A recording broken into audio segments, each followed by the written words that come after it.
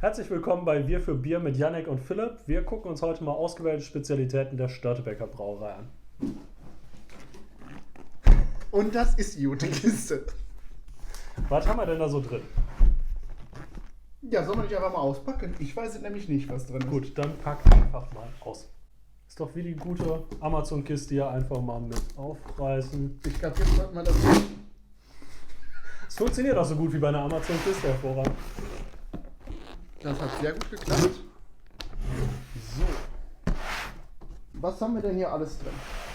Ich gebe das einfach mal durch. Und zwar fangen wir mit dem ersten Bier hier an. Was ist das denn Gutes? Ein Störtebeker Kellerbier, immerhin was für die helle Fraktion.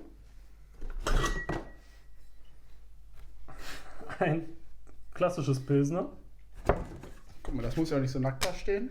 hervorragend. Dann haben wir hier tatsächlich noch Gläser. Aber da ist noch drin. Quasi Die- Flaschenpost. Macht sich auch super neben unserer Tasse. Ich dachte, wir sind zum Trinken hier und nicht zum Lesen. Gut, vom Publikum kommt das besser. So, das nächste Bier. Oh, ein. Nicht nur ein Weizen, ein Roggenweizen. Fantastisch. So, das nächste darfst du wieder vorstellen. Wir bleiben in der Weizenabteilung mit einem Bernsteinweizen.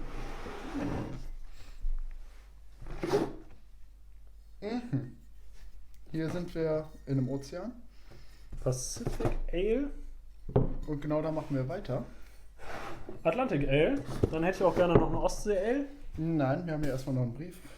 Noch ein Bierdeckel. Ja, genau, so heißt er. Noch ein Glas mit sporadischer Flaschenpost. Mit Informationen über die richtige Bierpflege. Also Bierglaspflege, selbstverständlich. Da braucht man nicht spezielles Mittel für. Mhm. Gut, dann spielen wir gleich erstmal Gläser, würde ich sagen. Baltic Lager. Wie groß ist diese Kiste? Hanse Porter.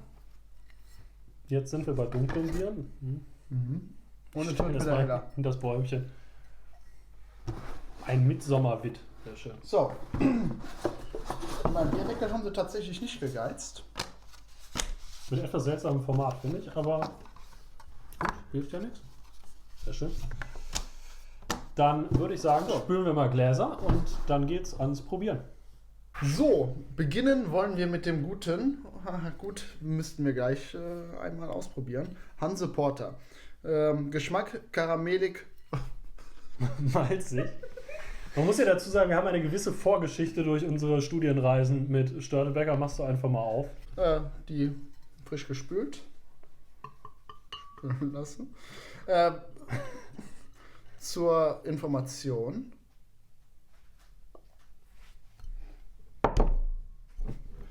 Wir starten hier mit dem niedrigsten Alkoholgehalt pro Bier. Optimale Trinktemperatur wahrscheinlich 16 Grad. 16 Grad. Prost. Es riecht schon extrem nach Kaffee.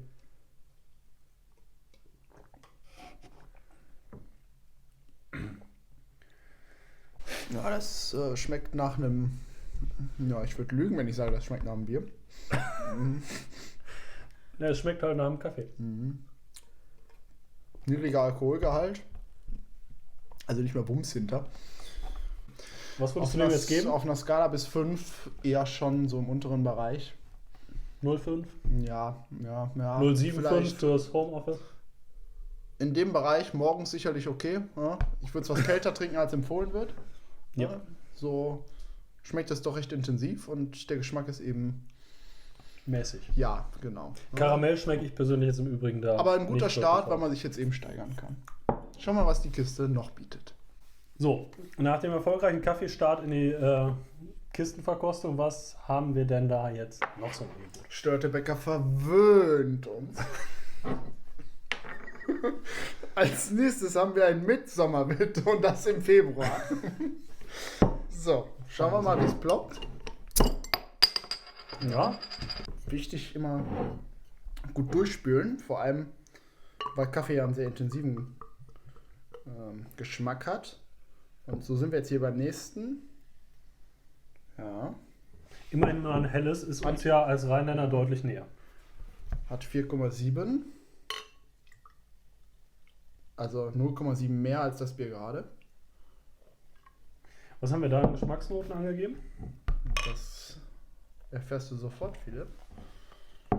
Geschmacksnoten haben wir spritzig aromatisch. Klingt also eher nach Radler in der Beschreibung. Ja. So, Es riecht auf jeden Fall aromatisch fruchtig, Ja, würde ich jetzt Sekunde. wirklich sagen. haben wir die Nase drin. Größtecke. Ja. Ihr seht, wir haben gelernt. Jetzt scheppert es nicht mehr so. Sind aber auch neue Gläser.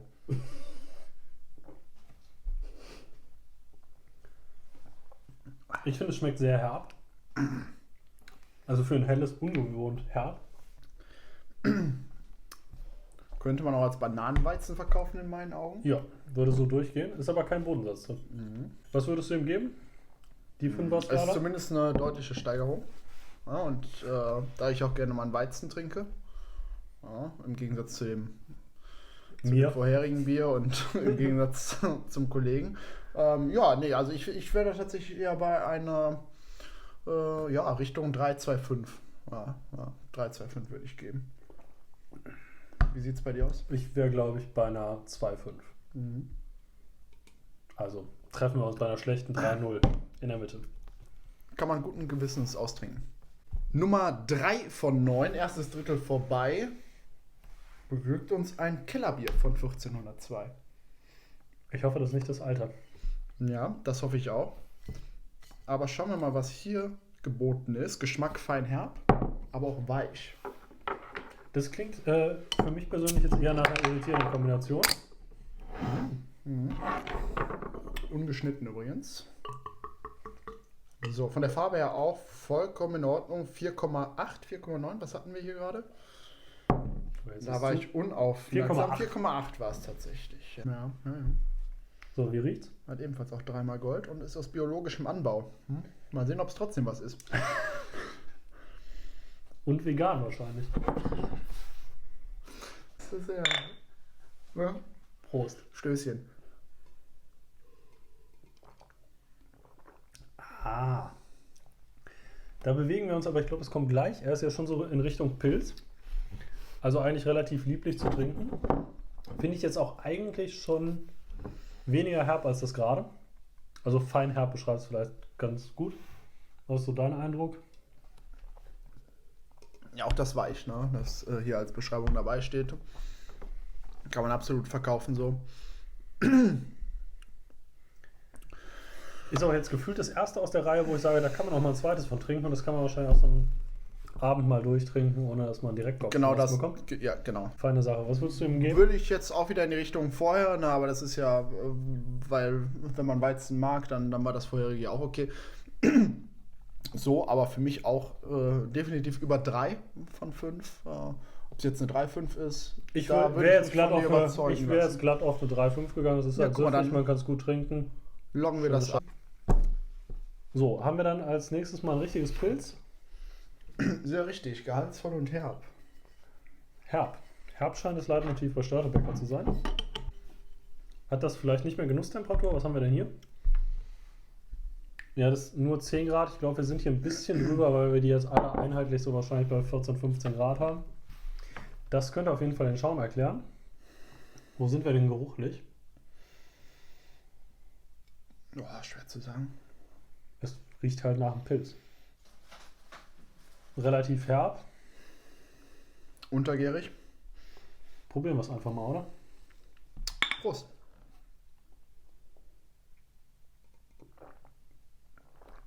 Ja.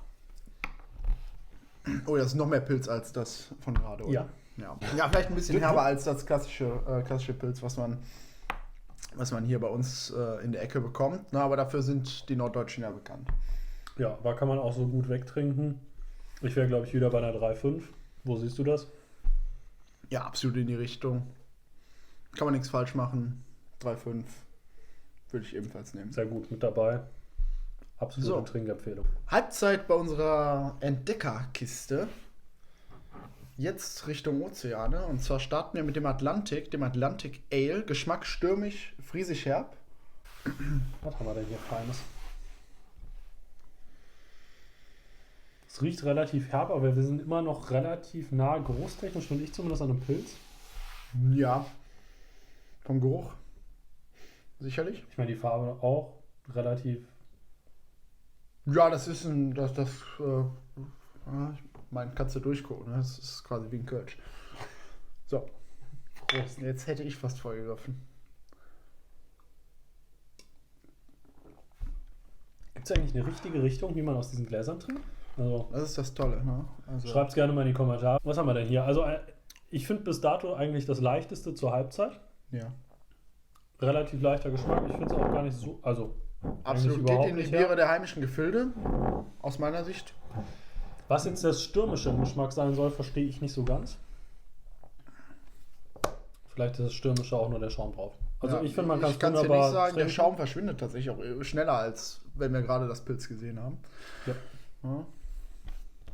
Na, ich würde auch noch mal einen Schluck nehmen. Aus meiner Sicht bisher schon mal so kleiner Spoiler, kleines Zwischenfazit. Das Beste aus meiner Sicht. Ja, also sind wir auf jeden Fall schon mal über einer 3,5. Ich würde hier wahrscheinlich schon langsam Richtung, dadurch, dass es auch noch nicht so viel Prozent hat, dadurch nicht so stark ist, man es irgendwie noch gut trinken kann, Richtung 4 tendieren. Sehr siehst du's? süffig. Sehr süffig. So, was haben wir als nächstes aus der Ozeanabteilung?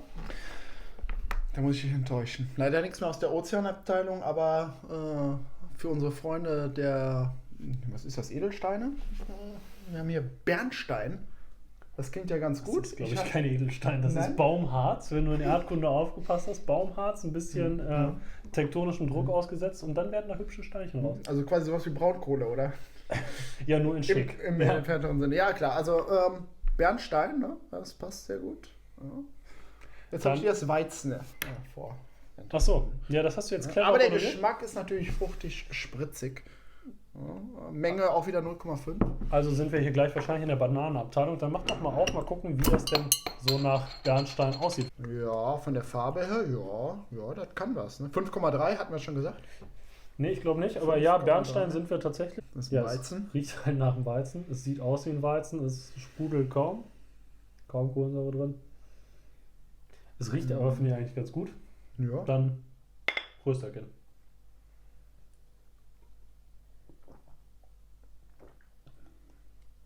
Ja, ich fange da mal an. Der Yannick nimmt ja Genusstrinker technisch tendenziell beim Weizen einen tieferen Schluck als ich. Es ist typisch bananig, relativ herb. Ja, ich wäre ja, wie gesagt, Weizenabschlag bei mir wahrscheinlich so bei einer 2,75. Also es ist für einen Weizen, finde ich es relativ entspannt, angenehm zu trinken. Ja, dann loggen wir doch die 275 ein und ja. Das war jetzt Bier Nummer 6 von 9. 3 haben wir noch. Wo wir einmal bei Weizen sind, machen wir ja noch am besten direkt weiter. Das ist das letzte Weizen aus dieser Runde. Dann Das kann ich dich freut mich schon mal zu beruhigen. hören. Ja. Was Auch hier haben wir bin denn ich da jetzt Feines? gespannt. Wir haben hier einen Roggenweizen. Es riecht halt weizig, oh Wunder. Riechst du hier spezielles Roggen raus? Ich persönlich, nee, aber das Roggen scheint ja relativ lange Ja. geröstet zu sein. Daher kommt wahrscheinlich die dunkle Farbe. Dann würde ich sagen, gehen wir einfach mal ans Probieren. Prost, Jung.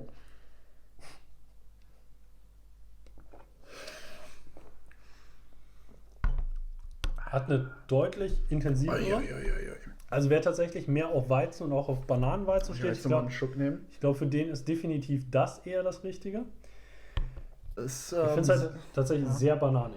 Also Ja. es ist Fruchtnote schlägt das eine oder andere IPA. Mhm.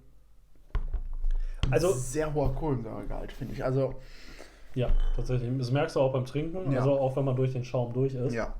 Ne, wir hatten gerade schon ein bisschen tiefer gestapelt bei dem Weizen. Jetzt würde ich sogar nochmal eine Stufe runtergehen.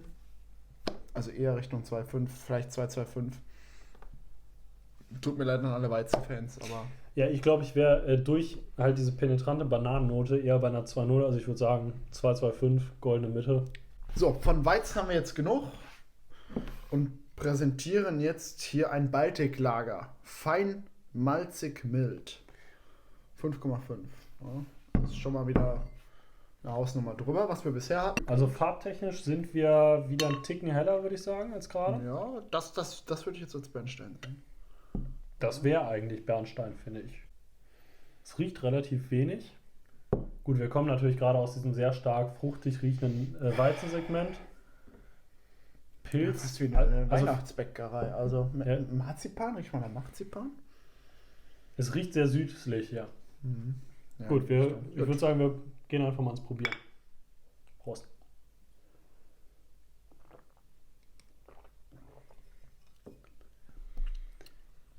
Es schmeckt tatsächlich auch sehr süßlich. Ich finde, man schmeckt tatsächlich auch den deutlich höheren Alkoholgehalt raus. Ist jetzt nicht unbedingt mein Geschmack. Also es ist tatsächlich für ein Bier, finde ich, sehr süßlich. Ja, malzig, ne? Wie auch schon die Beschreibung sagt. Boah, kurz und knapp. Nichts halbes, nichts Ganzes. Würde ich da Richtung 2,5 einfach mal Ja, ein 2,5 sagen. können wir, glaube ich, machen. 2,5 oder ein solides Malzbier tut's auch. So, wir hatten vorhin beim Atlantik ja das Thema Ozeane und wenn ihr richtig mitgezählt habt, nach 8 Bieren hatten wir jetzt nur den Atlantik. Genau, Kommt denn deshalb da noch was? Indischer Ozean, ne? Oder so ähnlich. Ein Pacific Ale. Ach Mensch. Hat auch die höchste Umdrehungszahl in der ganzen Box, 6,5%. Was haben wir denn da an Geschmacksnoten? Tropisch fruchtig, ne? Also das könnte jetzt eher Richtung IPA gehen. Ich bin gespannt. Füllmenge 0,5. Das kommt bekannt. Ja, schauen wir mal. Genuss bei 8 Grad, das sollten wir jetzt tatsächlich überschreiten. Das haben wir nicht ganz, aber es ist ja eigentlich tropisch. Oh ja, von der Farbe her ist das ein Kölsch. Also Na, es, vom ist, Schaum nicht. es ist ein bisschen zu dunkel. Ja, man kennt das ja, eine Handbreit Schaum, eine Handbreit Ja. Bier. Ne? Riecht fruchtig, tropisch. Das könnte das erste Bier in der Kiste sein, was hält, was es verspricht. Ja, tatsächlich. Also ne, da sehe ich. Also da sehe abgesehen ich von mich den, im Hawaii-Urlaub. von den Bananen, ich meine Roggenweizen, Hawaii liegt ja übrigens im Pazifischen Ozean. sehe ich uns hier sehr in der IPA-Abteilung. Ich würde sagen, wir probieren einfach mal. Ja, so wenn ich ans Bier rankomme. Prost.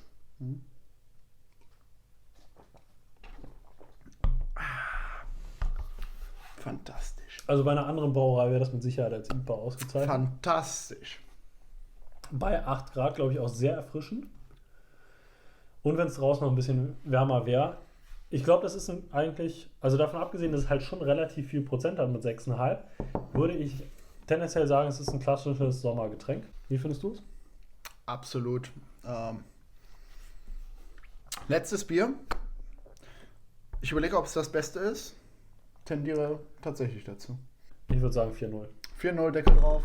So, wir haben uns jetzt mit Störtebecker auf eine Entdeckungsreise begeben. Einmal durch die neuen Biere, die in der wunderbaren Kiste waren, mit den beiden sehr schön gebogenen Gläsern. Ich glaube, es ist tatsächlich, was diese Kiste mit sich bringt, eigentlich für jeden Geschmack was dabei. Wir haben hier als letztes gerade gesehen, was sehr Fruchtiges, Erfrischendes, gerade wenn man das kalt trinkt, für den Sommer. Wir hatten hier im Mittelsegment für die Weizenabteilung was. Wir haben für die Pilztrinker was dabei gehabt. Es ist, glaube ich, sehr umfassend für jeden Geschmack was dabei.